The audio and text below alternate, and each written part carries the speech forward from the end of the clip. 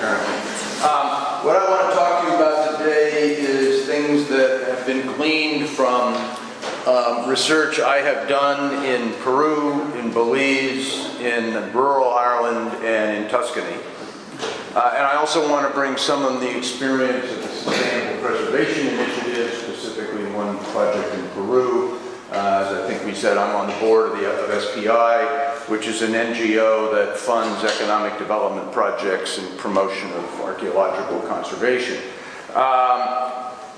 What I want to do is focus on the issues of how do you economically and culturally empower a local community. What are the political issues? What are the economic issues? What are the development issues? And are there ways to enable communities to have some control over their cultural and archaeological resources? And what are the implications of that? We're going to do this by talking about it a little generally and then move forward from some learnings rather than give you a series of case studies. I'll give them to you in fragments, okay? We'll try not to mess it up this time. What you're looking at for your information is the areas. This is up on the top left is the Temple to Viracocha in Rachi, Peru, which is the location of one of the groups I spent a lot of time with, the Asociación Inquiacta. This is in San Jose de Moro, Peru. It was an early project of the Sustainable Preservation Initiative. We have a gentleman there who has reverse engineered how to make mocha fine line pottery. He produces absolutely brilliant stuff, and he's been training people on how to do that. This is Rocca San Silvestro, which is part of the Parque della Valle Formia in Tuscany, and we're going to talk about that a lot. The symbol of the Maya Center Women's Group in Belize, which is one of the groups I've spent a lot of time with also. Very interesting parallels and differences between Rachi and Belize. And this is the Burren Center in Kilfenora, Ireland, which is a community project focused on cultural heritage and archaeology in the region just south of Galway called the Burren. Okay, and I haven't screwed it up.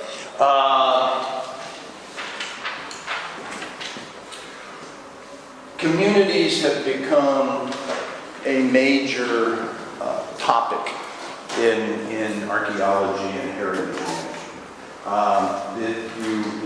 You probably run into this in other courses, but they ripple through UN charters. They ripple through the ethical codes of the associations in the industry.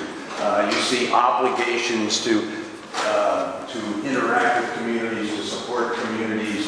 The Faro Convention talks about this. There's lots of human rights discussions that are talking about this.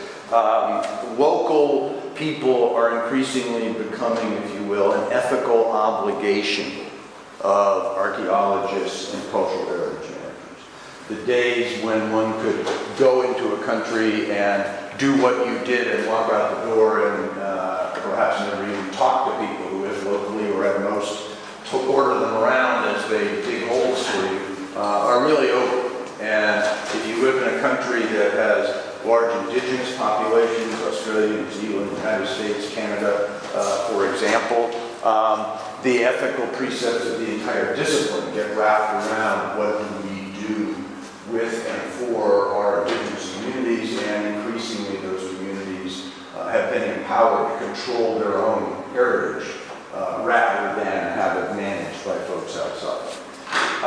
So this whole issue of community roles and archaeology's obligations to communities has become very, very important. It's also a matter of practicality for archaeologists. Increasingly, if you go back to the history of public archaeology, the first book on the topic by McGimsey is actually an argument that we need public archaeology because we need the public. In those days, we're back in the 50s, 70s, I guess, as I recall. We need it for two reasons. One is we need labor. He was looking for volunteer labor, public participation. And the other was we need political support. We need people to pay for this. They're not going to pay for this if they don't see some value in it, and they're not going to see some value in it if people are excluded from the process of studying and exploring their own past. So that's still true.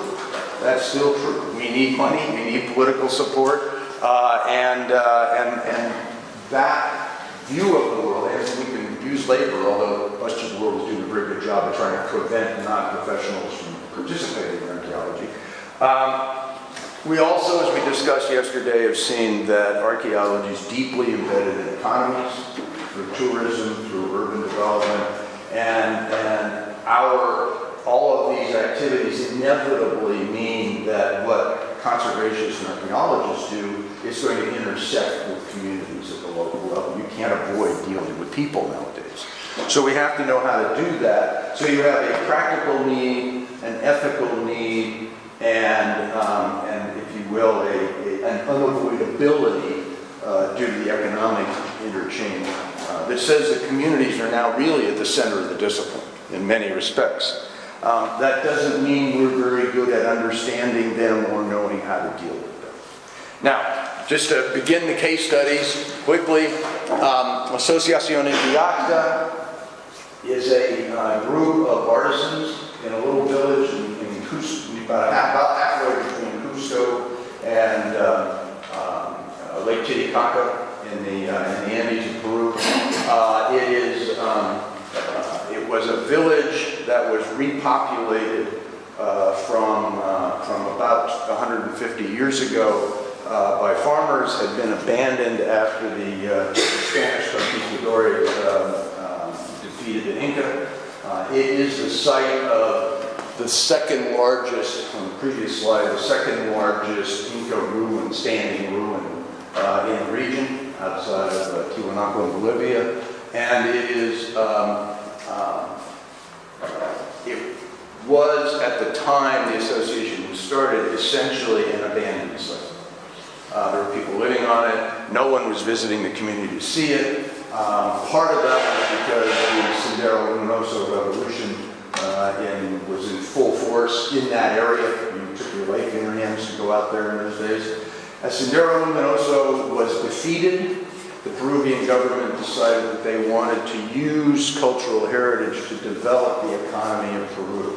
In particular, looking at Machu Picchu as an anchor, and then the rest of what they call the Sacred Valley, which includes a lot of sites of equivalent importance to Rakji, all the way down from Cusco, out from Cusco in the north, and then heading south down to Titicaca.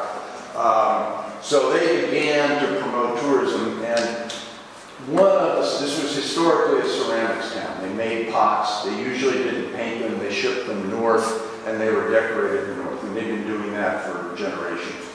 One of the ceramicists in town, realizing what was going on economically, said, you know, if we decorated our own pots and could capture the tourists when they come through the village, we could make more money than selling undecorated pots of them. So he organized the association and pulled together initially about 20 families, ultimately half the village families, there's about 100 families in the village, half of them were in the group, joined up and created a daily marketplace, 7 days a week. Kind of like your markets down here, they set them up in the morning and turn them out at night. And they are there when the tourist buses come. They also were very canny and put in flush toilets. They're the only flush toilets between Cusco and Lake Titicaca. They're sort of where you want them if you're on a tour bus.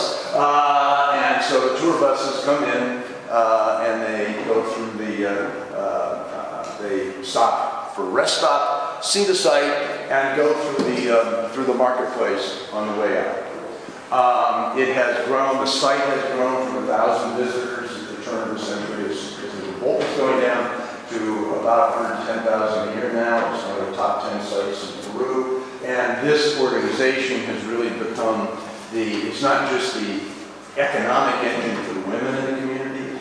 Common theme runs into these places. It's the women who drive these things. The men are often gone doing work somewhere else, and the women are there taking care of the kids. This is what pays for the school tuitions.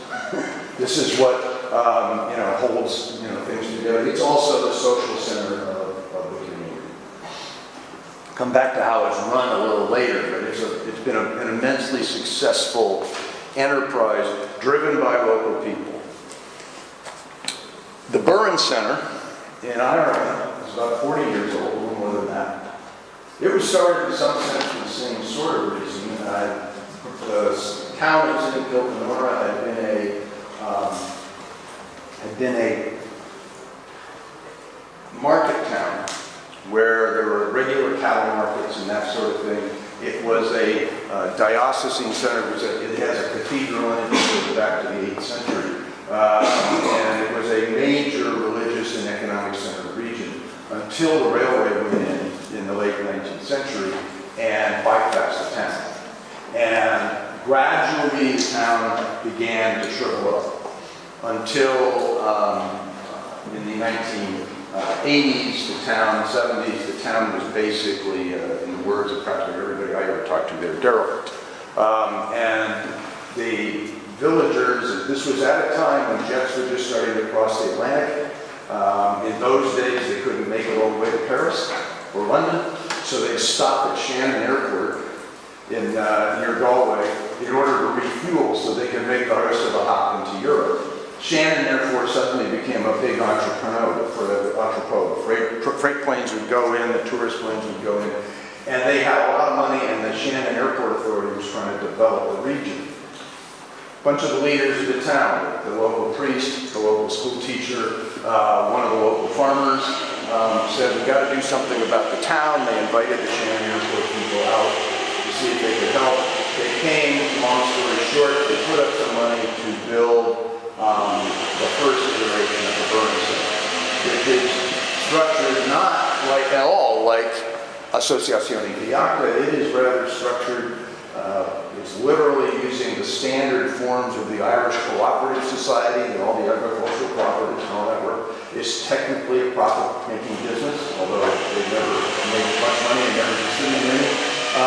But it runs like a corporation, but it is also, in reality, the engine that drives the town. When the center got created, now tour buses had a place to go to learn something about the region.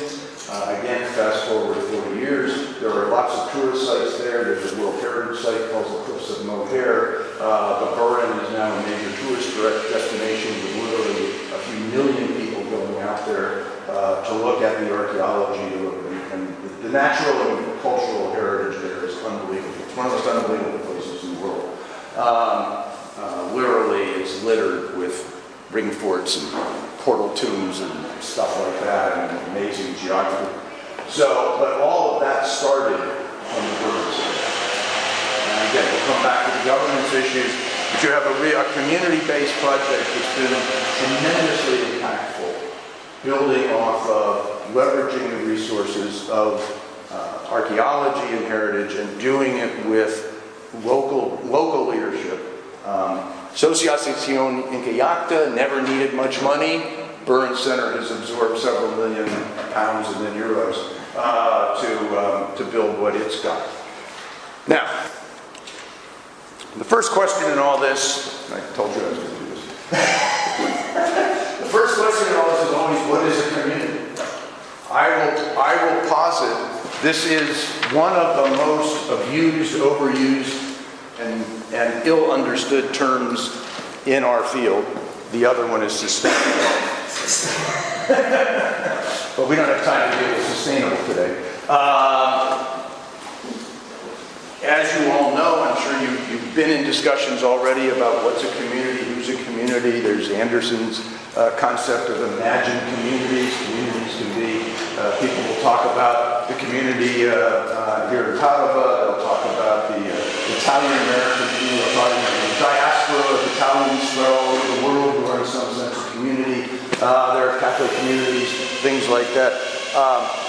What I find, certainly when you get into meetings where people start talking about community, is very quickly they ignore the nuances and then romanticize it. We have to do things for the community. Well, doing things for the community, if you don't have a clear sense of the realities of what happens in communities and you don't have a clear sense of their complications and implications, usually is a failure. My working definition when I think about this issue is you have to think about a community geographically. Padova is a community, no question about it. That does not mean one should romantically think of Padova as a wonderful, homogeneous place where everybody gets along. I doubt it does. They never do. When you think about what are you going to do with the community, A, recognize that what you're dealing with in the real world is the people where you are, and their issues and their needs and their priorities and their concerns, and any other view of the world, particularly a romantic one you might drag in along with you, that you're going to go down and help somebody in some poor country, that's got to be thrown out the window. You then have to say to yourself, okay, how do I help the people in this community that I'm dealing with to achieve what they want to achieve? Because frankly, any other approach will fail. And we'll see how that happens. Just returning to the sense of community. What is a community? Because this is a huge problem, and it's one which we discuss continuously among us. What is a community? Among them who just see problems in identifying a community, and others that say, as you said, well, let's imagine there's a community and let's think what to do about them. Most of the people here, is medieval archaeologists. If we work in a city, it's more difficult, but if we work in a territory, rural territory or a valley or things like this, communities, in much cases, were created in the Middle Ages or developed in villages in the Middle Ages, and they have not changed so much geographically. So we can have also not only a geographical, but also a historical link. In those circumstances. So it's harder still.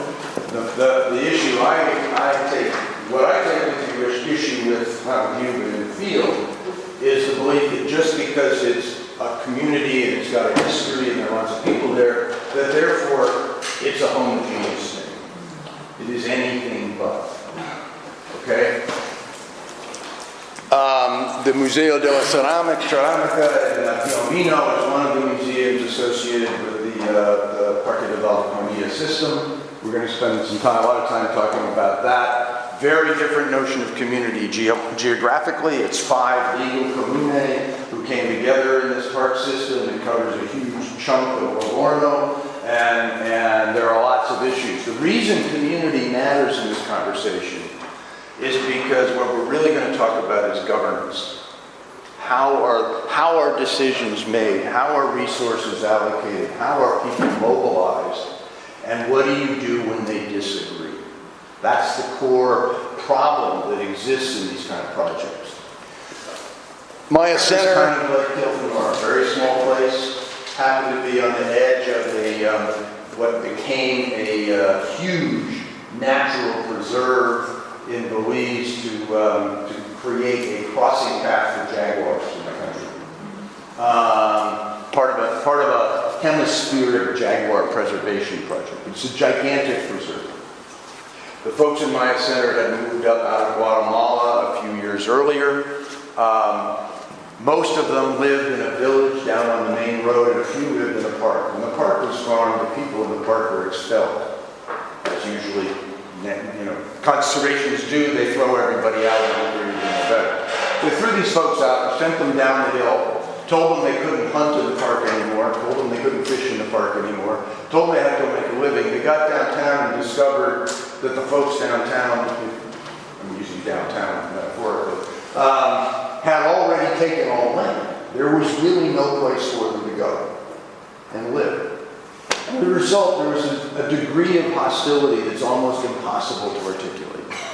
The group that came out of the park hates the people they live with. There's only a town of 450 people. They hate the people who they live with. When I was doing my study, I was surveying people, and I put a question in which I thought was a throwaway. Do you consider this a harmonious community on a scale of 1 to 5? I figured everybody said 5. Everybody didn't say 5, except here. Here, the average was a 3 because I had a lot ones and a few fives. People really don't like each other. It's divided on family grounds. They have turned that into a division on political grounds. There are two parties in Belize, the two factions of different parties. It's divided into religious grounds. Last time I was down there, the folks who moved in had built their own church because they broke away from the existing church. You have a situation where everybody in town disagrees. So it's a community. It's a physical community. It's got a history, and they all hate each other. The only institution in the village that functions across those lines is the Maya Center. And they do it through governance mechanics that are so ornate that nobody could have invented them from the outside. And we'll get to that.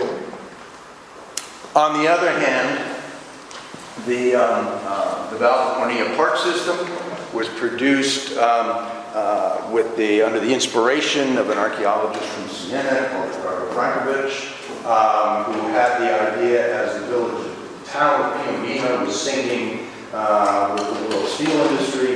His idea was we need to have something else to do, and we have lots of archaeology here. His site was Vardo San Silvestro. They have Roman ruins, they have Etruscan ruins, and they have incredible natural resources. Forest parks with archaeology in it, beach parks that are some of the nicest in Italy. And the idea was, why can't we all get together and make something? What they made was a public-private partnership of 5 communae up in the Piombino region, originally 13 or 14, I can't remember which, private companies in the tourism industry. When was this done? What years? 80s, 90s? This was in the 80s. 25 years ago, so I think it's the early 90s. So the original idea of the park system was that it would be a public-private partnership. They were allowed, in some people's view, because it involved medieval stuff originally, and the Southern Convention didn't care, they were allowed to run the site. They were then allowed to pick up Papulonia and Barati, so they became a public-private venture that was responsible for the management, the conservation, the public presentation, and everything else of archaeological sites. Almost unheard of in Italy. It functioned very well. It grew very fast. Within about 10 years, they not only have the 3 sites, they have 5 museums, they opened up 2 forest parks, opened up the beaches, and it had become a major destination in Italy. And we'll come back and talk about how it worked and why it worked. But the issue of the park was it was a unique structure, governance structure, that helped to bring the community together, right? The 5 legal entities, and had a public involvement that meant that it wasn't just a political thing, that you had a constituency. The government in 2007 passed a law saying, no, we made a mistake, no private parties can ever be involved in running an archaeological site. In 2011, just as the crash came, Piombino bought out, well, it was the only village with any money, they bought out all of the all the private participants in the company.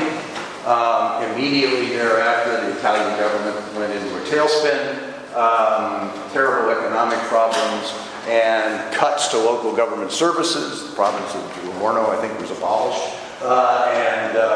As a result of that, the mayor of Piombino, who had ambitions to serve the national legislature, which he does, decided that he was collecting all the money for the park system and handing it over. He decided one year he wasn't going to do it.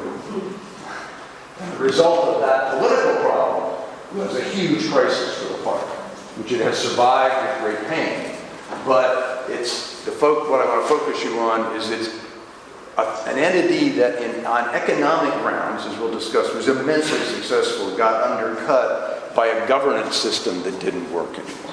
It's important here to remember he's showing different cases of community projects where community management has functioned, but every community project functions in a different way.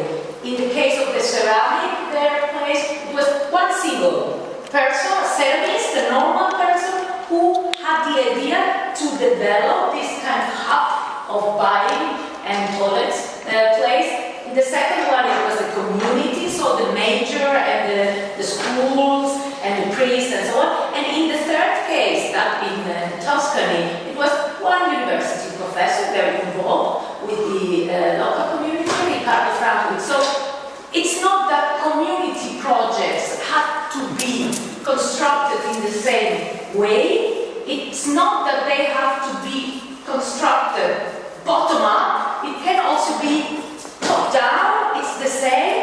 And they function depending on different causes. So the other thing we need to realize is we're not, as a discipline, very good at this. The numbers of successful projects that have been documented is very small.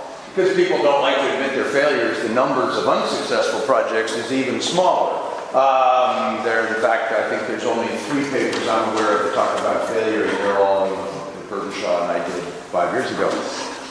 However, let's take these 2 examples. Red Bank in Belize. Red Bank is a little town not far from Maya Center. They have a unique heritage resource, which is to say they have a bunch of trees at the back of the village, and for some reason, for 2 months a year, most of the scarlet macaws in Belize come and sit in the trees. You ever seen a scarlet macaw? It's a big, giant, beautiful red bird. And if you can imagine thousands of them in one place, flapping around and so it becomes a tourist attraction. Say, the parrots?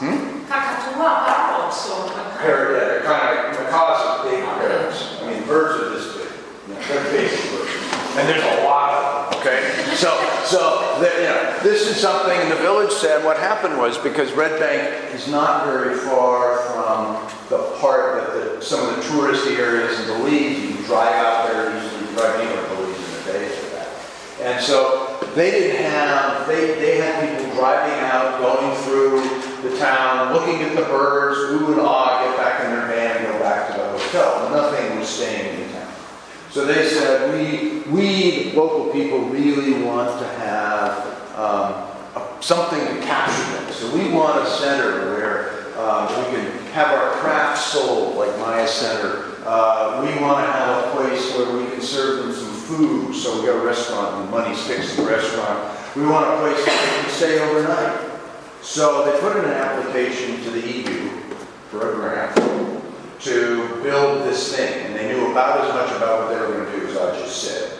Craft center, some food, someplace to sleep. And they heard nothing. Until one November, somebody from the EU, early November, called and said, if you can build it and finish it by the end of the year, we'll pay for it. Well, they didn't have a plan. They had no community group to wrap around it, but they had to build a building. So they built a building. I was there not long after it opened the first time. There was one woman in there making little beads and trying to sell them. That was their crafts, because they had nothing organized to put anything economically to it. The rooms they had built for visitors in a fairly heavily mosquito-infested part of Belize had holes in the walls to the outside that thick, which meant that basically when you went to bed and then you wake up in the morning just puffed up around Belize. And there was no restaurant. I went back 3 years later, and it was locked up tight, closed. This is a picture from the first time. The grass was up over the windows. It was gone. It was a complete failure. 300,000 euros wasted. Destroyed below it is the museum in San Vincenzo al Volturno, which is a site that my good friend Richard Hodges excavated many years ago. It's a very important Carolingian era cathedral and monastery. A wonderful site. The site is way downhill from this museum, which is up the hill from the site. There's no particular obvious way to get there. But they built this building, cost 20 million euros to build this building. Moved all the finds from San Vincenzo into the building. locked the doors and lost the key. And when I went there, when I took this picture, it was about 3 years ago, Richard and I went down, and we were there with the superintendenza gentleman. He had no idea how to get into the building. None. It had never been opened. There was no plan to develop this museum once they built it. They just built a museum. Richard got into it last year, and what he found was the boxes were there still on the floor unopened. The vitrines were still there empty. The coffee cups that had been left behind when they moved out were still there with the coffee grounds dried up in the box. They had literally done nothing for about 20 years. Complete waste of money. So we want to spend some time understanding why do some of these things work and why do some of these things not work, and what lessons can we learn about how to proceed. The main point I want to make here, I want to emphasize this, because I am an entrepreneur, so I do business. It's not the failures that are the problem. We are a risk-averse discipline in many respects. We don't want to fail, and we don't want to admit failure, and we don't want to talk about failure, and we don't want to publish failure. So you can't find a lot of places to go to learn about how not to do something like this because nobody wants to talk about it. The folklore in archaeology is the world is literally failed site museums. I saw one in Devin in Armenia a few years ago, built by the Russians. The artifacts are still in the cases, but they're using it as a storeroom. Nobody talks about it. We have to be willing as a profession to take risks, to maybe break some things, to maybe have a site that gets damaged. But in order to have things actually work and be sustained and go forward, we've got to both talk about what worked and learn from it, and talk about what didn't work and learn from that. And we're not at all. The problem is that generally much of, let's say, researchers get money to do research, and not to build things, just to do research. In 90% of the cases, at the end of the 2-3 years research, right, the objectives have not been reached. It's very strange that somebody finishes what he got. Just imagine. There's very little incentive for academic archaeologists to do this kind of work, and if they fail, nobody wants to publish cares. it. I mean, there's no an institution, a bank, government, region, or ministry who controls. You said you were going to do this, to publish this, yeah, to do this database, and controls. Did you do it? No. No. But don't they care? You get. You get funding again and again. Sometimes you do the same project, and sometimes you get double money for something that you failed before. So I'm not surprised. No, we published a paper in 2014 by Dougald O'Reilly about his program Heritage Watch in Angkor Wat that nobody would publish because it's a failure. He kept trying to tell the world this is what we did wrong, and nobody would publish it. So we're going to try to see what we can learn, and I'm trying to categorize this into four lessons, if you will. 1, local vision is really important. 2, we have to deal with the capacity issue. Local places don't know how to do this. 3, how they manage themselves, their governance infrastructure is fundamental to whether this can be successful. And 4, I want you to understand the concept of clusters and supply chains as an essential element of why some things work and why other things don't. Okay? So, taking them one at a time. Local vision. The fellow on the left and his wife, Ernesto Saki, lives in Maya Center in Belize. He was, when the women's group was founded, the mayor of the village and also the head of the park. So he had an interesting dual role. When visitors started going into the park, what was happening was everybody wanted to get a bit of the visitor money.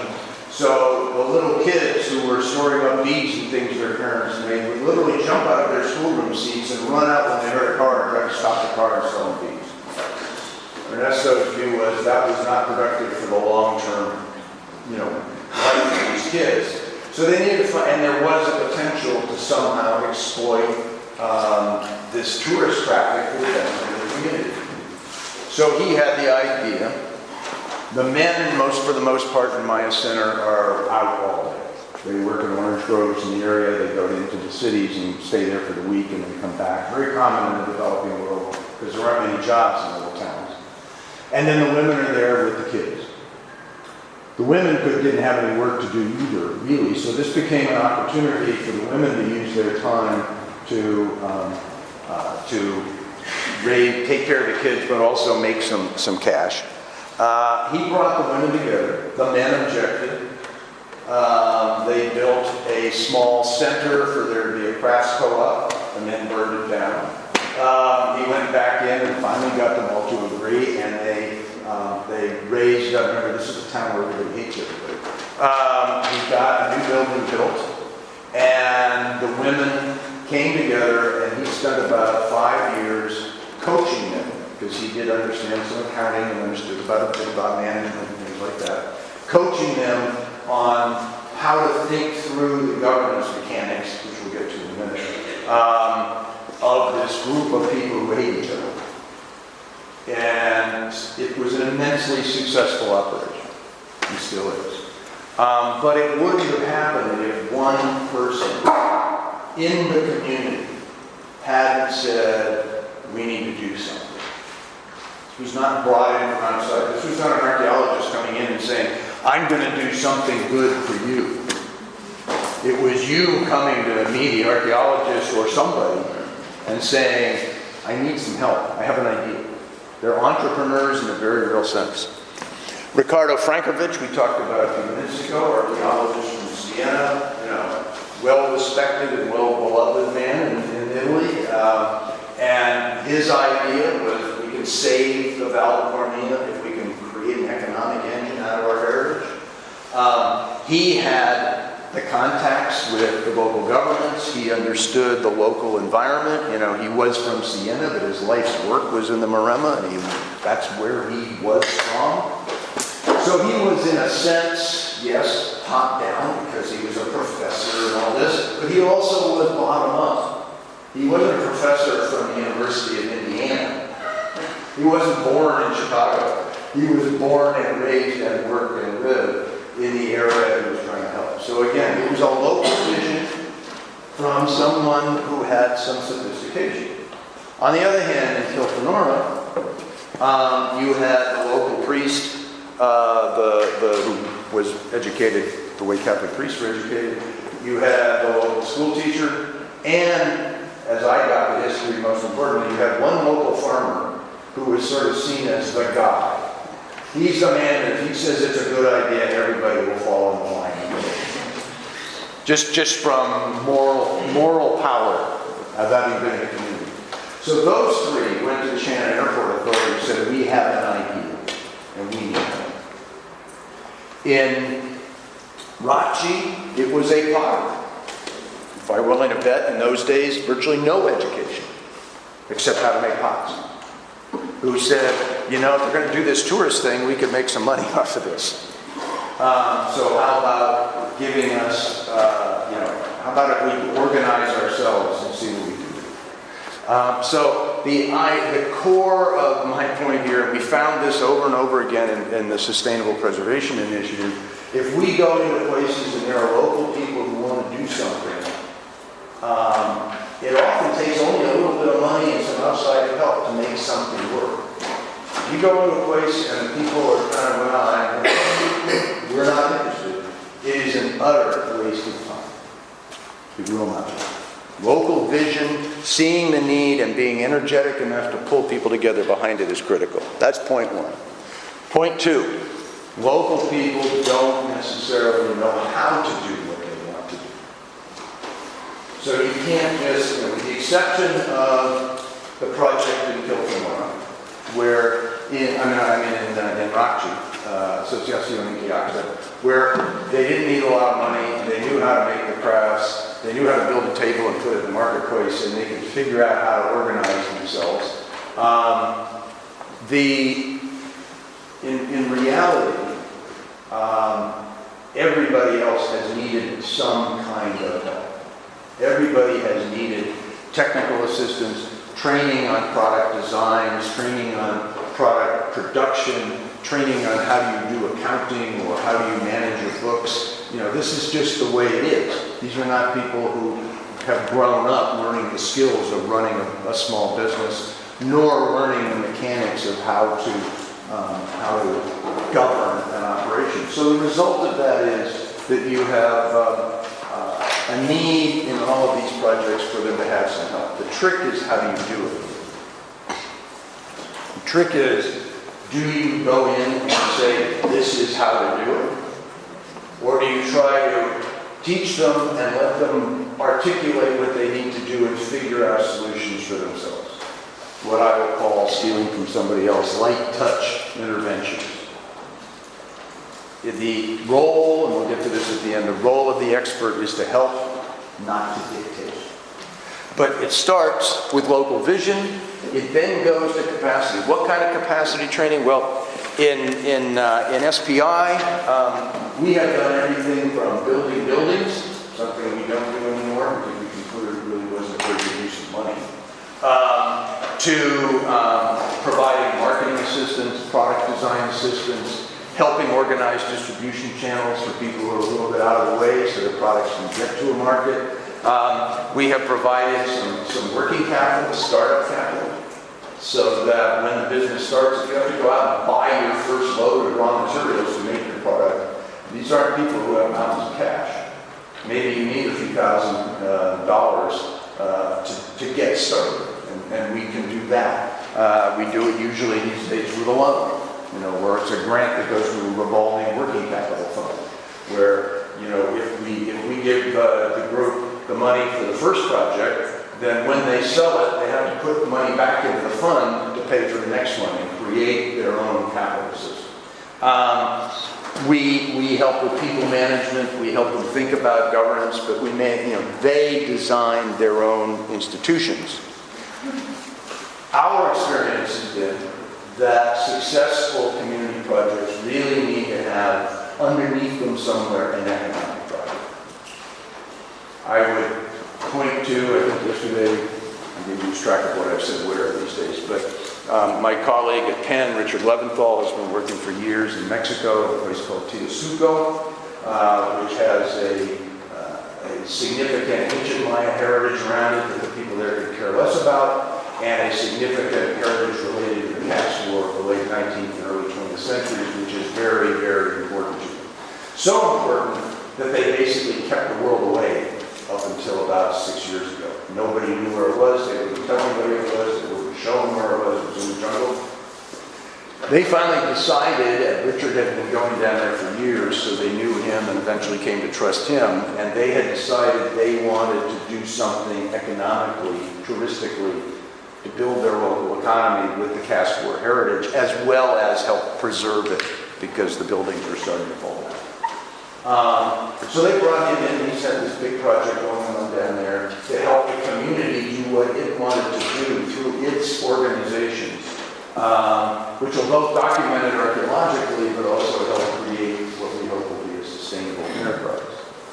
Driven by a local concern that for literally decades protected the place as heritage, but when they wanted to actually move on it, it was because of economic rationale. So the economics is not the only reason people do things, but it's a very important reason.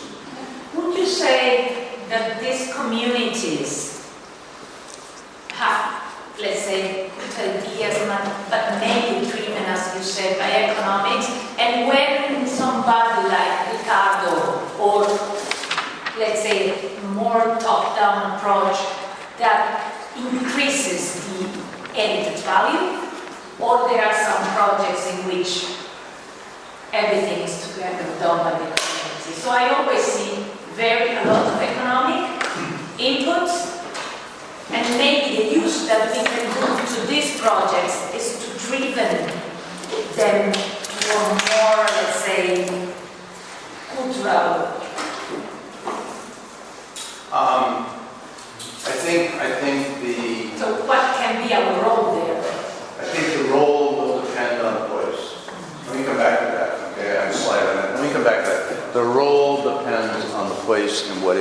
And that's what we've learned at SPI is every community is different, its needs are different, its capacities are different, and there is no cookie cutter. Now, just so you know what you're looking at, that's the Maya Center Women's Group, that's their shop.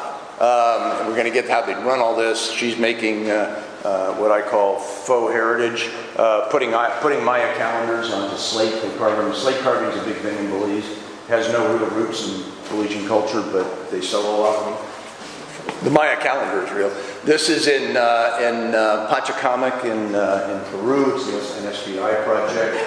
There we work with a local group this was stimulated by the local museum to get to your top-down point, Alexander. The curator of the local museum, an archaeologist, was concerned about looting, was concerned about infringement on this massive site, and wanted people to come in and wanted to do something with some group of local community members who might be able to translate into the surrounding town the importance of the site. So we helped them put a group together. We funded the construction of a building. We funded the design work and the product development work so that they could have stuff that was sellable. The building is right by the entrance to the site and to the site museum, which is a nice, large museum. And it has been extremely successful. We've got about 25 people working there. They all make more than the minimum wage in Peru. Our investment has been returned in revenues in 3.5 years, and it's a viable ongoing business. The local archaeologist reports that even though the numbers are small, she's convinced that that's the reason the incidences of looting and encroachment have dropped dramatically in the last 3 years. From my point of view, this is as close to a success story as it gets. Local community builds project, looters and encroachers go away, everybody's happy. Doesn't happen, but it can. So, the third lesson is the governance lesson. I want to talk about this in two levels. One is what do you deal with in a small place? Small places are very different. My original research interest was in looking at whether theories of Eleanor Ostrom and trying to have a common pool of sources had any application to what we do in archaeology. That's why I did work in Myanmar, Maya Center, and in Peru. Ostrom, her roots are, she won the Nobel Prize for Economics in 2009. She was a political scientist. She passed away in 2011.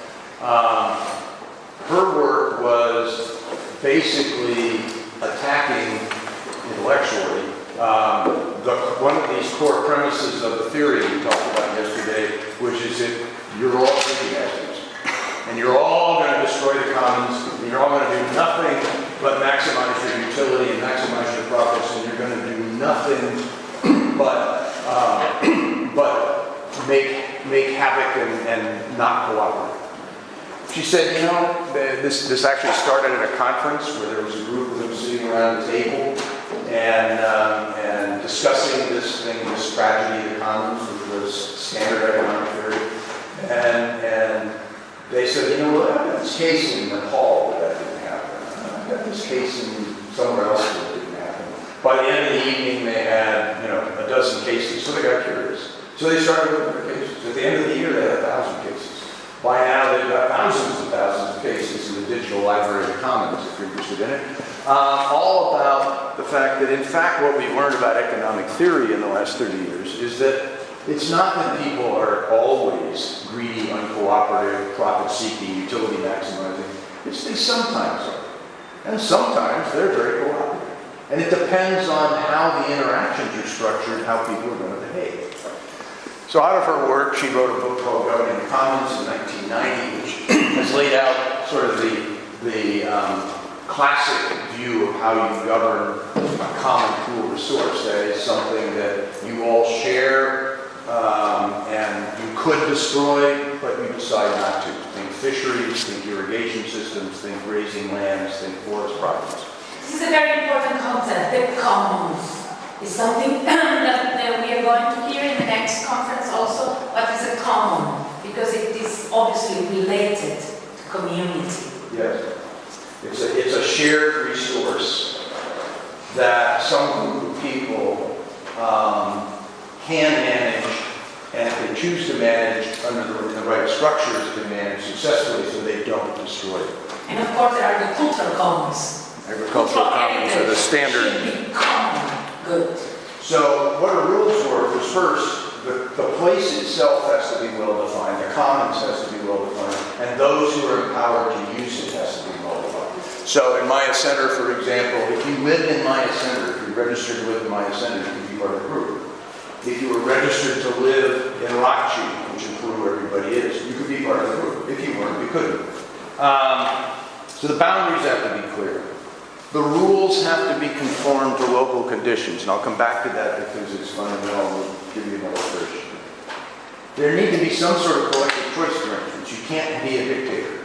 There can't be somebody in the community, even if they're the leader of the project, who just says this is how it's going to be, or it falls apart. There's got to be some kind of legitimate decision-making process, usually democratic. You have to be able to set rules collectively inside the organization and monitor compliance with the rules. You can't contract that out to the county police department. You know, if you're going to have rules for your co-op, you need to set the rules, and you need to make sure people follow them. It also turns out that if you're going to have rules and you're going to have penalties, they need to be what you call graduated sanctions. The punishment needs to fit the crime. But they discovered, and some of this research is some of the most heavily researched psychology research in the world, because economists, psychologists, political scientists know that we're all interested in this. And these tests have been redone. What they found is that if you have draconian rules, if you don't come to work tomorrow, you're fired. Well, that turns out not to be a very effective thing. On the other hand, if you don't come back to work tomorrow, I'm going to fine you $5. If you don't show up for your cleanings report on next weekend, I'm going to fine you $10. If you open up a competing crafts co-op, you're out. Okay? So you've got graduated sanctions, the punishment fits the crime. That turns out to work very well, and it turns out that the low-level offenses, if you hit those hard, the high-level offenses don't happen very much. It's an interesting group dynamics thing that comes out of all this behavioral economics. So monitoring appropriations, graduated sanctions, conflict mechanisms have to exist inside the institution at low cost to resolve differences. And she said, somehow institutions have to have a minimal recognition from the government that they are allowed to do what they want to do. So let's look at some very different cases here. In the case of Kilfenora, the Burren Center, the governance mechanics are really very simple. It's a reasonably homogeneous place. There's a culture in the community that is deeply driven by volunteers. There are 450 people in that community, and I identified 40 volunteer groups. And these are not like small things. This is like one of the nation's leading cave bands. It's a co-op that builds and funds and manages a big sports field that cost them well over £1 million to build, and they fund it out of a local lottery that everybody buys a lottery ticket. Things like that. Enormous commitment to the community and willingness to invest in the community. When they set up the Burren Center, they offered shares to the community, and most of the people who lived in the town at the time bought a share. Some bought a lot of shares if they had some money. But they didn't want to have somebody be able to buy up the shares and take over the co-op, so they have a rule. No matter how many shares you own, you only get one vote in the main room. It's interesting, you find out in Maya Center, they set it up so families only have one vote. In Kilfenora, they set it up so families only have one vote. Lots of things to do to try to not have the institution hijacked. Then they said, we're going to structure this as a profit-making business. It's a co-op. Principal could make money and distribute it. They have to keep reinvesting it. They not only turned it into an economic engine for the entire region, but they have been able to build the community around it, the physical and the personal community. They have a coffee house, a tea house down the side of the street there that practically everybody in town comes into. Turns out in Maya Center, practically everybody who's out and about will go by the women's group building at some point to say hi. Turns out in Machi, where everybody's down in the village selling, if they're in town and they're not selling, they're still coming by. It's a big social center. These things become community builders, even as they are being economic engines and providing jobs and activity. And those are, I think, probably some deeply interrelated phenomena in small places. What the Maya Center people had to deal with is the fact that everybody hates everybody. So they had to figure out, how do you create leadership? They also, not only they hate each other, they're 15 miles and they don't have cars from the nearest bank. And whereas in Piltonora, everybody was handling their own money. They had their own table, they had their own goods, they sold them, they put them in their pockets and went home. So the group didn't have to handle much money. Here, they all run a shop cooperatively. Everybody's stuff is identified, and they have a book that they keep to track all the sales. But how do you make sure you're not getting ripped off? And how do you make sure the group doesn't get ripped off? They also collect ticket money for the entrance fees to the sanctuary, and that money goes to the Police Audubon Society, so they have a fiduciary job to do too. There's a lot of money sloshing around this place, and they don't have a bank. So they did two amazingly creative, complicated things. On the political side, they replace their board every 2 years, and the issue would be, obviously, well, who's going to get elected? Which faction's going to win? What do you do? Well, the answer is, their system is, you have to be nominated by another member of the group for an office and agree to run. The trick is, you don't agree to run for a particular office. You agree to run for an office. They get 8 or 9 candidates or something like that. They vote on them. The person who gets the most votes is the president, whether she wants to be or not. The person who gets the second most votes is the vice president, whether she wants to be or not. So if you've got somebody who's really partisan and gets nominated, you either don't give them a job or you give them a crummy job. So they've been able to get some consensus around leadership because they essentially have depoliticized their own internal political process. The other thing they did, and we don't have time to go into the real money management stuff, but in order to manage the money, they created a system where first, when you're working your 3 days a month in the shop, you hold all the money for the day. They have 3 different businesses there. They have a crafts business, they have a corn milling operation, and they sell socks and stuff and fees.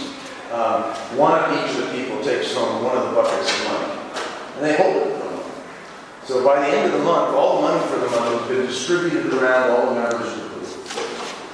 Every transaction has been written in a book, and if you were to go there and stand, and the first thing a woman does when she walks up onto the porch of the Maya Center Women's Group is grab the book and see how much stuff she sold. So they all know how much they should be owed. At the end of the month, the leadership of the group is required to come in and go through the book, and each of the 7 officers has to independently come to the same answer about who's owed what. And each has to independently come to the same answer about who took home how much money. And then they develop a netting mechanism, and then they all get a cell phone class one afternoon that says, tomorrow morning, you come in with 20 pounds, and tomorrow morning we're going to give you 30 pounds, that kind of thing, because they figured it all out. But everybody has to agree. So it's a huge checks and balance system because nobody trusts it. Kilfenora runs very differently. It's a normal European kind of company. They do publish their books, they do an audit. Most people in town really don't pay any attention. There's much more money sloshing through there. It's a fairly big business at this point. They have 15 people on the staff. They have a couple million pounds of turnover sometimes. But nobody pays a lot of attention because of the trust. So again, local people figured something out. I would defy any expert to have come up with the way they run the place in Lansing. It had to be done by the local people who were motivated to make it work and come up with a system that could solve their unique problem. But that's small scale. When you get to larger scale, you run into a whole other category problem. This is an area where, quite frankly, we don't really have good answers to this one. I'm going to a conference next week at Indiana, at the Ostrom Center, where we're going to begin talking about is, does anybody have any ideas about how to solve these problems? When you get to this scale, the Parque de la Valdecornia got 5 local community governments, each of whom has some contentious different issues, some of whom benefit more than others from the park, some of whom have local needs that are different. You have to manage a large-scale operation. As I said, they are responsible for the public presentation, the preservation, the conservation, and management of 3 important archaeological sites, 2 big parks, and 2 beach systems, and 5 museums. So it's a big operation. They have invested over the years 25 or 30 million euros in buildings and things like that. And they got a big annual budget after. The problems that they had when the national Italian government changed the rules on who can own one of these places were substantial. And they had one of the problems that came out of kicking out all the private sector people was that they lost their connection to the local community, the people who live around in the valley. Now, and would you call all the people who live in all those towns a community? I wouldn't, but they were legally bound together because they shared the park system. They're certainly not, they have some commonalities in background and experience, but they're coming from different places, they've got different issues, different career paths, different lifestyles. And what happened when the private sector guys went away was the folks who were rooted in those local communities with that the economic interests that go within a business person in those places. They were lost. And all the park had was a bunch of feuding mayors. And the feuding mayors were basically, they got elected by their community to take care of them. Not to think about the greater interest, which the business types would be more inclined to because they're mostly in the tourism industry and they share stuff. So the park system has really had a hard time because they weren't able to deal with the disruption of the government policies. So back to Ostrom's point about minimal recognition, in effect they lost the government recognition for the thing that made the place work. And they have been and will continue to struggle because they don't have the authority to do what they need to do. They've proven that non-government entities can in fact do a good job managing and presenting and conserving archaeological resources. But they're not allowed to do it anymore. You understand the problem here? So they have this old structure developed by local entities and privates, and then a certain one has functioned very well. And because of the general economic framework, this state decided to take in hand and everything fails. Okay? The last thing I wanted to cover from a structural point of view was this idea of clusters and networks and supply chains. One of the reasons I argue that something like the museum in San Vincenzo failed was that it was a museum. They just built a building. No one thought about what does it take to make something like that viable. If we were sitting in a business course, I'd have a chart up there that said something like, here's how you deliver a box of soap. I have this chart. Here's how you deliver a box of soap to the supermarket, right? Well, you start with somebody, a chemical company, who makes all the chemicals, and a packaging company that makes the boxes. You'll send all of those things to a company and assume it's going into a plastic bottle, so you also need a plastic bottle manufacturer who send things to an assembler who puts the soap into the plastic bottle, puts the plastic bottle into a box, puts that into a case. Then that case gets put on a truck and sent to a warehouse. It then gets put on another truck and sent to the retailer's back office, who then has to break it up and put 20 bottles of dish soap on a shelf so you can buy it and take it home. That whole process and we could go backwards into where the chemicals come from, and maybe they come from a petrochemical company, maybe they come from something else. You may start with an oil company and end up with a box of dish soap, or a bottle of dish soap. That entire thing is called a supply chain. And if you think about how something like tourism really works, it works because of a very complicated supply chain. You know, what you sell in tourism, if you look at it commercially, is you sell an experience. You're selling somebody the ability to go do something that they're going to enjoy and remember. But it's just not the experience of, you know, going out to the square and how. It's how did I get here? Where did I stay? How was the food? Were the people nice? You know, and on and on. So, by the way, there's no source version of paper behind this. If you want it, I can send it to you. So if you think about what delivers that experience, where there's some first-line touch points, local hotels, food services, the tour organizers, local guides, things like that, people who manage the sites, retailers, craft producers, DMOs, destination management organizations, in the tourism language are often clusters, business groups, and things like that that are trying to make sure that they're the right kinds of events and stuff like that. And those people are all being supported by the banks, by the people who supply. Think about every restaurant has to have linens, every hotel has to have linens. All these places have to have food. They got to buy silverware. They got to buy china. You know, they need uniforms. All this stuff has to come from somewhere. Local agencies, how they behave, the international hospitality companies. I mean, you know, in most big cities, you've got Marriott hotels, Hilton hotels, things like that. Those are foreign companies who have to be part of the party. The airline companies, you know, the train companies, things like that. What kind of experience did I have? I had a terrible time getting here because the plane was late and then the train broke down. And well, I've already eaten Patrick before everyone can kill it. Right? So making sure that bit of the chain works to deliver the experience is what I want you to do, is walk out the door and say, that was amazing. That takes a lot of these things working in harmony over time consistently to deliver that was an amazing experience.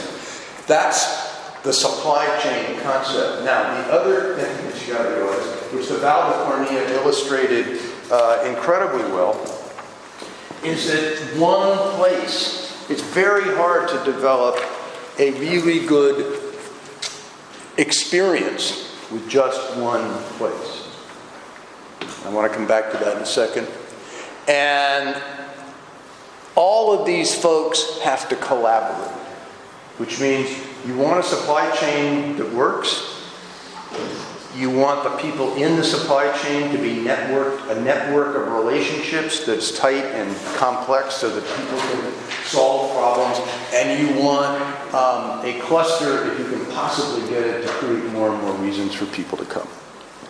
So, when it works, and it did work in the Val d'Ornia, not only grew very rapidly over 25 years, but my colleague Anna Paolini and I have been working with her for about 6 years, and she did a survey years ago, a master's thesis, that Tim Chabot and I supervised.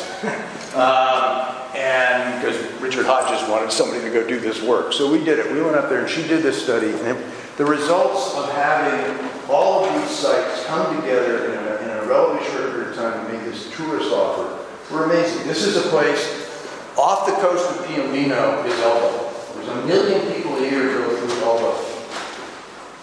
Go through Piombino to go to Elba on the ferry. Almost none of them stop in Piombino.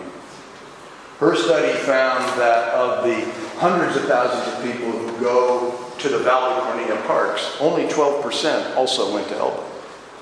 So that became the destination. They stay in the area, and they stayed for an average of 12 days.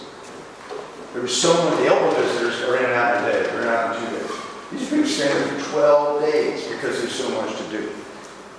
They came from all over Europe, lots of Germans, probably not surprising to those of you here, but all over Europe, not a lot of Italians, mostly foreign tourists. They're bringing foreign exchange, they're bringing hard cash, right?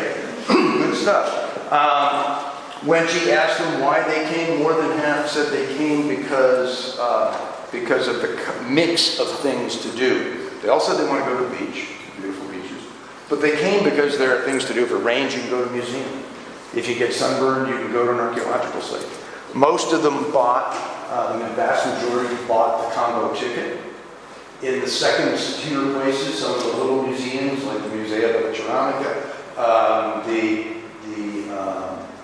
response from people was, well, I heard about this museum when I bought the combo ticket. So it's stimulating demand in places people wouldn't have gone to have the cluster, the collection of assets. 76%, more than half, just over half, 50.2%, had been to the Val di Cornia before. 3/4 of them said they were going to come back again. And the main reason, cited by a third of them, was they're going to come back because there's so much else to do. So creating something that can work, for community development, for economics, etc., really requires recognition that one little museum up on a mountaintop with no plan for what the supply chain is to get them there and no real reason to go except to drive way out of Baltimore, see the site and go to the museum. Unless you're really an aficionado, you're not going to do that. But if you have a community that's well networked, you've got a cluster of sites, and you can then put the supply chain together, then you can create something like this. Okay? They don't always work, however, and we have to be hard-nosed and realistic about this. This is a place called Tanta in Peru. It's on the Capacñan, which is the Inca Road, which was made a World Heritage Site a few years ago. Our colleague in SPI, Luis Castillo, was the Vice Minister of Culture when Capacñan was named. He asked us to go to look at it because when they, let me underline this, this is mistake number one, not to make. When they did the Capacñan process to get it through the UNESCO, they went to hundreds of communities around Peru, and one of the things promised them all that the economic benefit would come from this. They had no idea what they were going to do. They said, it's going to be good for you. You're going to get economic benefit. So they get the UNESCO grant, and we get a call and say, hey, you guys got to figure out how to do this. So we did. We did a site visit that took us first to five sites along the Pachacamac Jauja segment of the Capacñan, and Tanta was one of those places. Here we had the local leadership. The woman up there on the right, absolute dynamo. I mean, this woman, amazing woman. Put together a community group, set up competing craft co-ops. Had that community ready to go. The problem was the products were not sold. I had a scarf from this. One scarf all I've known in my life. I can't wear it for very long because it's pure alpaca. but nobody would ever buy it. If it were for sale at the store, because it's ugly. But it's really warm. But the point is, they had the leadership. They could have been trained. But where is Jauja? Where is Tanta? Tanta is literally in the middle of nowhere. It's the site of the famous 1,000 steps on the Capacñan. Those are her husband's llamas, and they use it every day. It's an amazing countryside. I could give you a tour for an hour of pictures, and you wouldn't get bored because it's so beautiful. But you might get bored. But the real idea is they're in the middle of nowhere. It's 9 hours from Lima to get there. The roads are terrible. It's so ill-marked in that part of Peru that we met a group of backpackers who were being led on a tour in a car. They weren't really backpackers, rough sleepers, I guess. They were, going low rent around Peru, and they were supposed to meet us here. We went separate ways, and they're supposed to end up there. They never showed up. And we saw them 2 days later, and they said, what happened to you guys? Well, we came out a little late. It got dark, and we got lost. And we didn't know what to do, so we just stopped and slept out. Now, the problem with sleeping out was it dropped to like 20 degrees. Maybe not sleeping bags. It was a mess. You can even, and they had a professional guide driving, and he didn't know where they were. So your place is really obscure. That is the best hotel room in the city, okay? The back wall is the wall because the people next door watch television until 10:30 at night, so you couldn't go to bed. I'm not sure if that was the roof or not. It didn't rain. I can tell you it was so cold, the only way to sleep was to put on all your clothes, put on all your sweaters and parkas, climb inside your sleeping bag, and then get under about 6 Peruvian blankets. Like this thick. Then you were okay to sleep. That's the stairway up to the best hotel room. Okay? That's the best restaurant. That's the only restaurant. So you have an infrastructure, and you say, well, could we ever justify putting the money into building the kinds of accommodations that would work to get tourists to get out there? The other complication was the trek itself is 16.5 kilometers at 5,000 and change meters. There's no way out. If you have a heart attack halfway in, you have to walk out dead or alive. So you've got to fix problems like this. You know, what do you do to make this plausible to get enough people out there to have it work economically? And the way for politicians, do local people, indigenous people, so that fantastic woman, want to be in UNESCO side? No, they didn't change care. the way of life? It means or- nothing. It meant nothing. Okay. It meant nothing. But they really don't care, and I think they do good. They use it every day. The Campagnan is protected because they use it every day. It's an economic resource. That's what it's for. But you can't do what you want to do.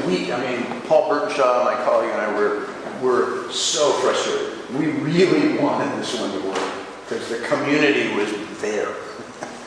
But there was no way you could pour $1 million into this place and it wouldn't work. So we couldn't do it.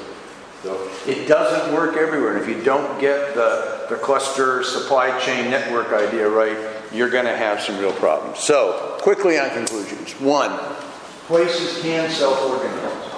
The idea that this is Ostrom's concept. Things can happen from the bottom up. People can set their own course.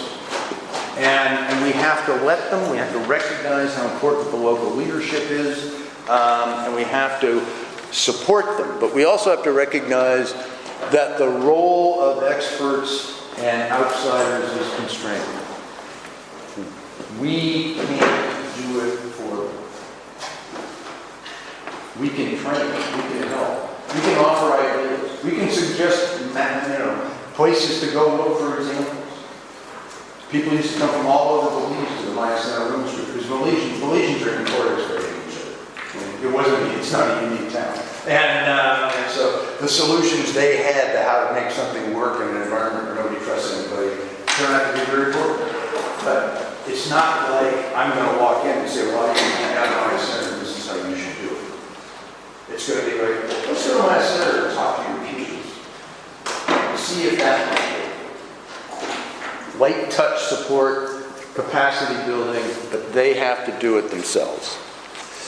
And we can't ignore the financial requirements. A place like that's expensive. And it's going to cost money, which means you've got to have the infrastructure. Sometimes these need to be very informal, as they are in Kilpanora. Sometimes they have to be very formalized corporate entities, like the Burns Center, because they have to go to the bank, or they have to get grants, and they have to be able to, you can't give a grant to a non-thing. You have to legally exist in order to get a grant. Legal existence means you have to meet certain legal requirements and certain kind of reporting requirements. And A, you've got to recognize you've got to do it, and B, you've got to recognize that they may not know how to do it, so that's part of the assistance. And finally, you have to recognize that to the extent you're going to look at philanthropy, increasingly people want to know, what have you accomplished? What's the social impact, the economic impact, the value of that conversation yesterday of what you're doing? Because I'm not going to give you money just because it's a nice thing to do. For you. For me. Yeah. I'm going to give you money because you're making a difference in the world. And we have to recognize that that's where financing is going. It's not just us. I mentioned Cultural Heritage Counts for Europe yesterday. The governments are exactly in the same place. Prove to us that what you're doing actually makes a difference, because there's too many demands out there, and we can't do it this way anymore. So with that,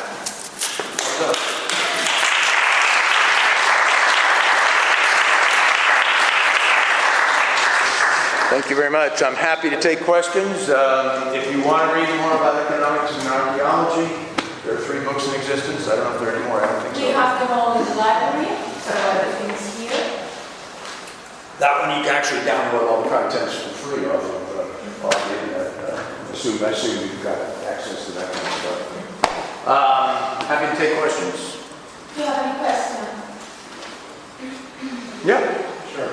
At the beginning of your lecture, you mentioned how you define community as a geographical context. And I'm interested, what if in geographical spaces, a lot of communities, for example, with different languages that can't communicate with each other? And that's a question, I mean, how can we make a local vision if one village can't understand another village? Yeah, it's a core question, right? I mean, when I say live a local place, the reason I say it that way is to capture all that complexity that's the real world. You have places where, you're going to have different languages spoken, you're going to have, family feuds, you're going to have religious differences, you're going to have lots of things going on. And the reason that I focus on the geography is precisely to highlight those issues, that you're going to have differences in contention. That's what takes you to the governance question. Now, it may be that you can't build a community-wide project. Not everybody is going to want to play. Not everyone in the community is a member of any of these organizations. And you may be in a place where, either because of language issues or religious issues or whatever, some want to do it, some don't. The judgment call becomes, is it responsible and constructive to do it with some of them, but not others? If it is, if it's okay, then it's a fine thing to do. If you're going to be sowing dissension in the community, then maybe you don't want to do that. But once you have recognized those differences exist, then your decision is whom do you want to work with and why, and then those you're working with need to be able to progress to the problem. But you're absolutely right. And I just have a second one, which is a bit more theoretical, let's say. So we're talking about communities, but what is society? I mean, we can all participate in the same society, but we don't have to participate in the same community. Mm-hmm. I'm here, for example, from Croatia. Mm-hmm. I will participate in this, let's say, community of university. Right. I'm sorry, yeah, in society of Padua, but I'm not participating in, let's say, Italian communities. Mm-hmm. So maybe can you just underline this distinction between society and community together? I think that's fair. The way Anderson would address that would be that there are lots of overlapping imagined communities. National communities are imagined communities. You may have Turkey, you may have Iran, but you've also got Islam, and those are all valid definitions of communities. They don't all lead to governance solutions, right? Some of those things don't govern very themselves. There's a woman working at ECROM this semester from North Carolina who's working on the coastal commons. That is to say, the sort of common problems faced by everybody on the coast of the United States who's going to be washed away through global warming. The problem and what she's trying to grapple with is, okay, that's fine, but how many different kinds of people live there? You've got racial differences, you've got ethnic differences, political differences, go down the list of differences among people across this huge expanse. And is there in fact any sort of non-coercive governance mechanism that would enable them to make decisions to benefit themselves, collectively? She hasn't got an answer to that question. And so this is the reason I get very tentative about community, other than using it as a word to highlight potential conflict, is because everybody's so different. And each one, there's no old saying about every family is unhappy in its own way. You know, I mean, every community is unhappy in its own way, and you kind of have to figure that out and find the right solution. And not all communities, in the sense that you were using society, fit this. The important thing is to understand that we are going to face problems when we work with communities, but at the end, in any case, we have to define it. Otherwise, we start discussing if this is or not. Geographical, I think, I said historical also because it's very linked.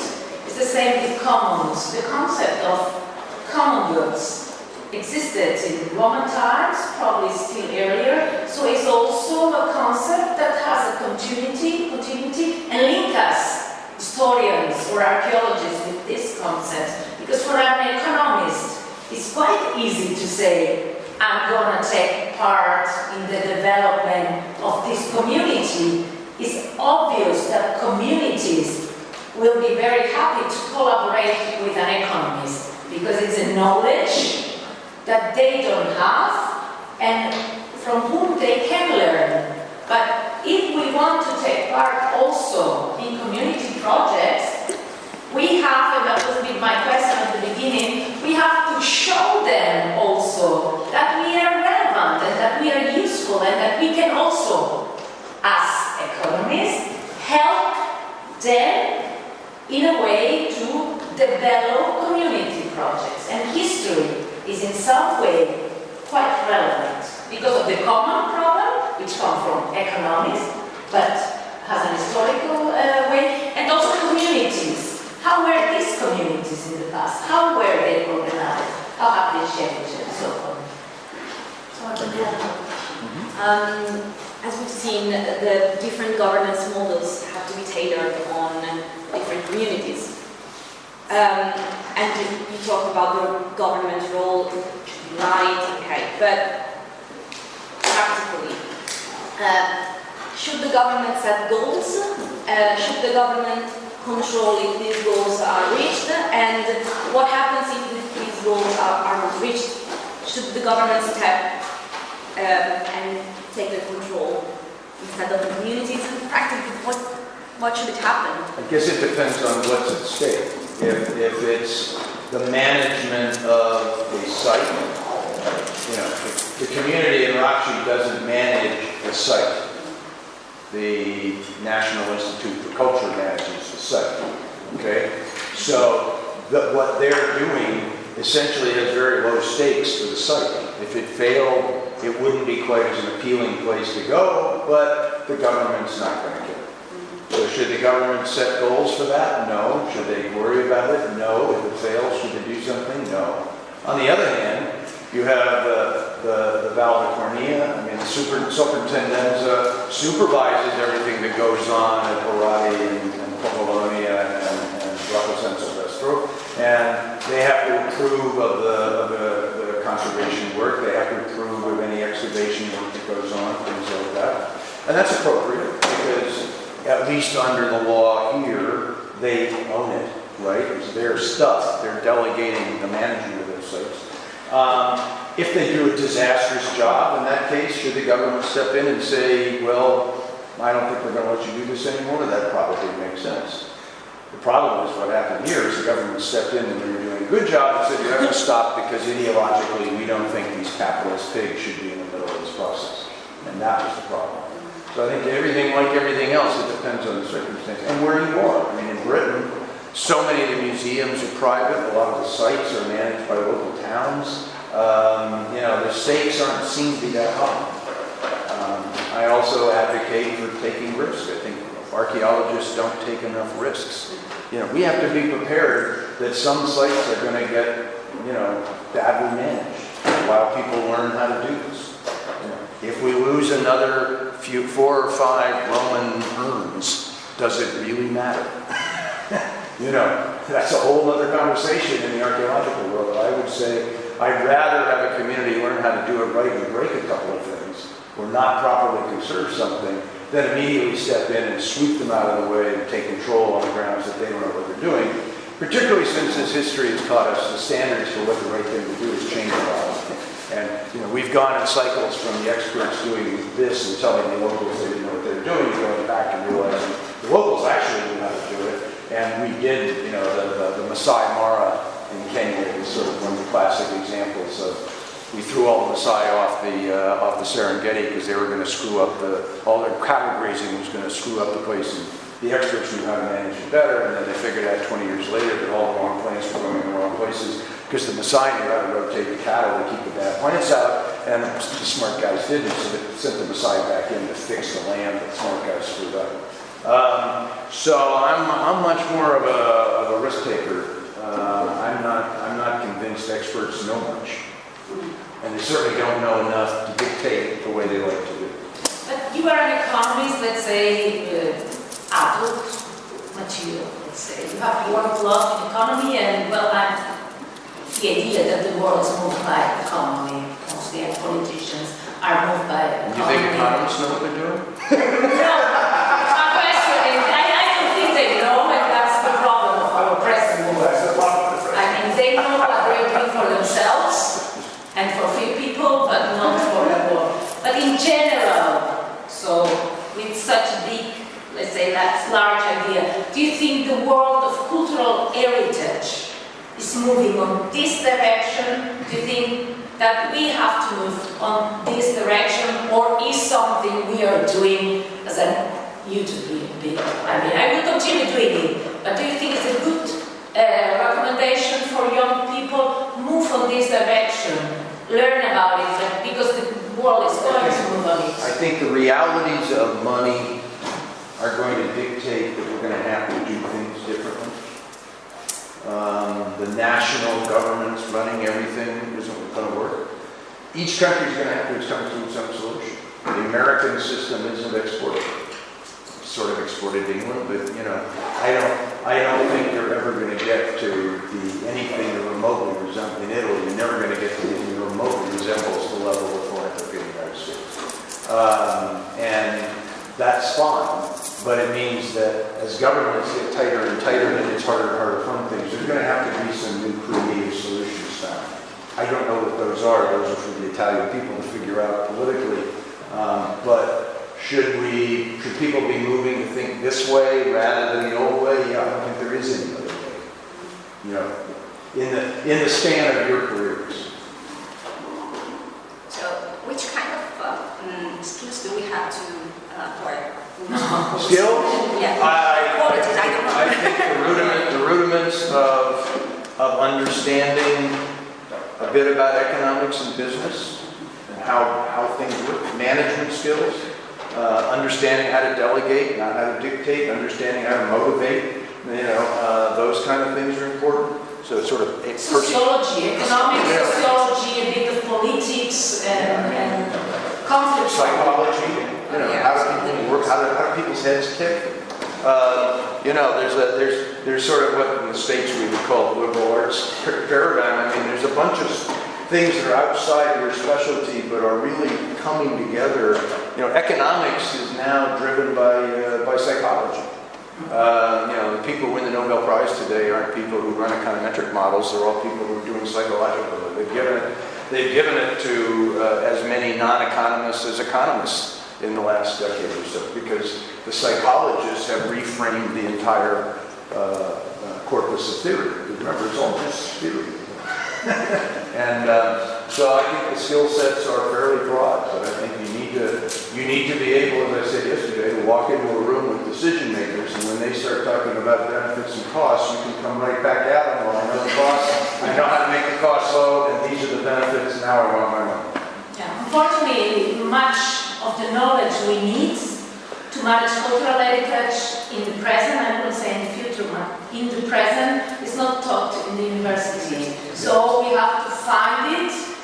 Most of the students have the possibility to choose alternative subjects in the university. So I will start choosing economics, and philosophy also is quite important. So a bit understanding how to deal with people. Most of the cases are something that you have inside. If you are not politically correct, you won't be in the future. If you don't like to manage children or old people, you won't be. But at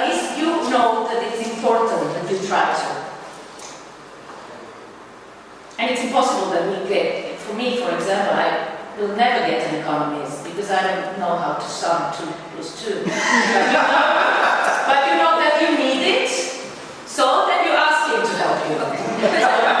And it's very important to work in teams.